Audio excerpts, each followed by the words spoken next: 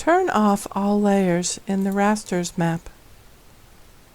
In the Catalog pane, click the Portal tab and select the All Portal icon. Type NAIP in the search window. Find the imagery layer icon labeled USA NAIP Imagery Natural Color and add it to the map. Examine the Symbology pane for the NAIP layer, noticing that it defaulted to the RGB symbology method. The legend in Contents shows the RGB symbols also. Click Analysis, Geoprocessing Tools to open the Geoprocessing pane. Search for the Make Feature Layer tool and open it. Set the input features to the volcano elevation layer. Name the output layer Active Volcanoes.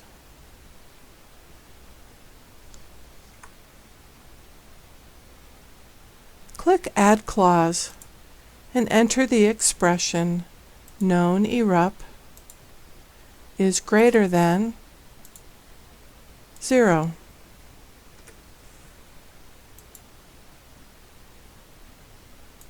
In the Field Info section, uncheck all the fields except name, type, and known erupt. Click Run to run the tool. Close the Geoprocessing pane when it finishes. In Contents, turn off the other volcano layers.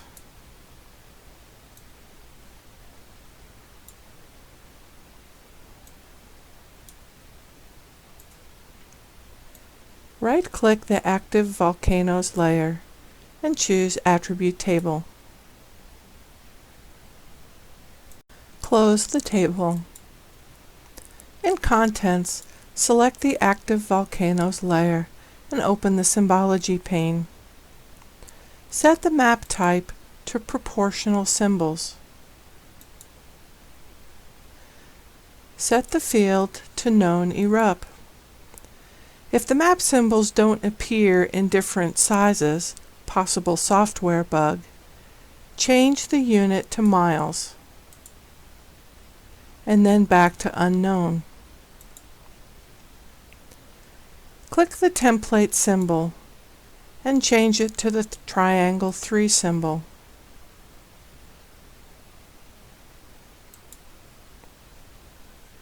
With a light color.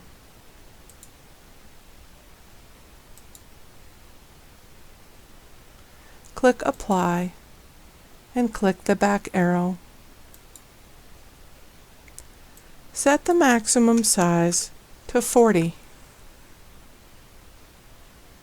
Click the Classes tab and set the legend count to 3.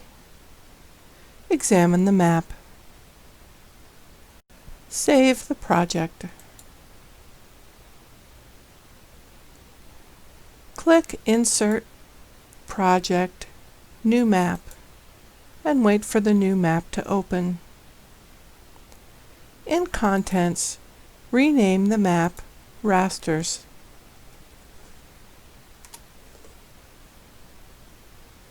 Add the GTopo 1km raster from the Oregon Data Geodatabase to the map.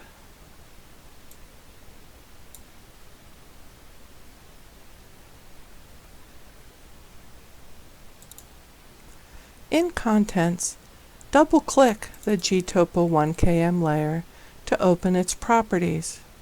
Examine the source settings. Note that the vertical units, elevations, are in meters. Close the Properties window. In Contents, right-click the GTopo 1km layer and choose Symbology. In the Rasters map view, Click on the raster to view values for a pixel. Click on More Pixels, choosing black, white, and gray ones. Compare the pixel values and the stretched values for each one. Close the information pop-up when done. Examine the symbology pane. A standard deviation stretch is being used with 2 standard deviations. Change the stretch type to none. Examine the map. Try the minimum-maximum stretch. Then change the stretch type back to standard deviation. Try choosing different color schemes.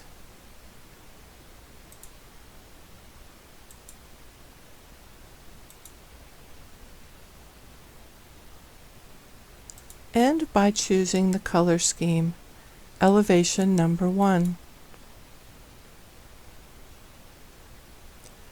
Rename the GTopo 1km layer, ELEV Stretched. Copy the ELEV Stretched layer and paste it into the rasters map. Rename the new layer, ELEV Classified. In the symbology pane for ELEV Classified, change the symbology method to Classify. Find the same elevation number 1 color scheme and select it. Set the number of classes to 10. Continuous data, because they often have underlying spatial patterns, can use more classes and colors. In the map window, click on the map to examine the pixel values and the class values, which go from 0 to 9 rather than 1 to 10. Close the information pop-up. In the symbology pane for the ELEV Classified layer, change the method to Defined Interval. Set the interval size to 200 meters.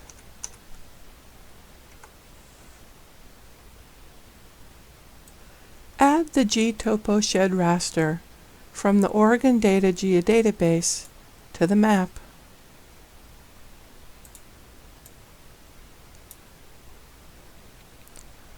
Click on the ELEV Classified layer and drag it above the GTopo shed layer in the Contents pane.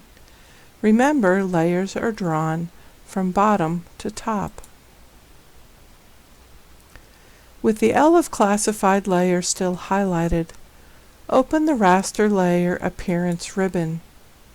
In the Effects group, use the Transparency slider to set the layer transparency to 50%. In Contents, collapse the legends for all layers.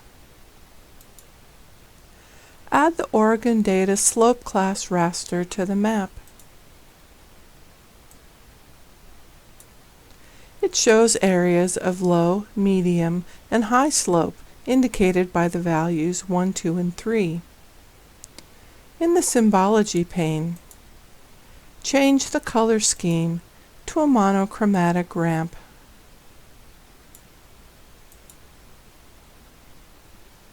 Add the Oregon Data Land Cover raster to the map.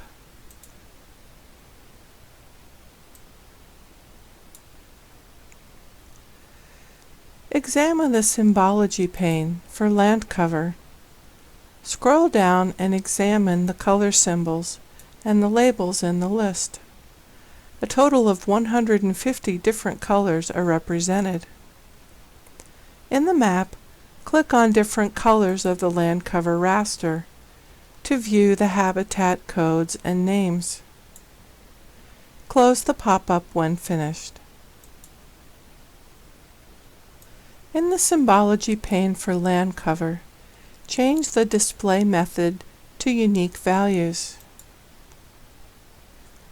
Change the value field to HAB name and choose a color scheme.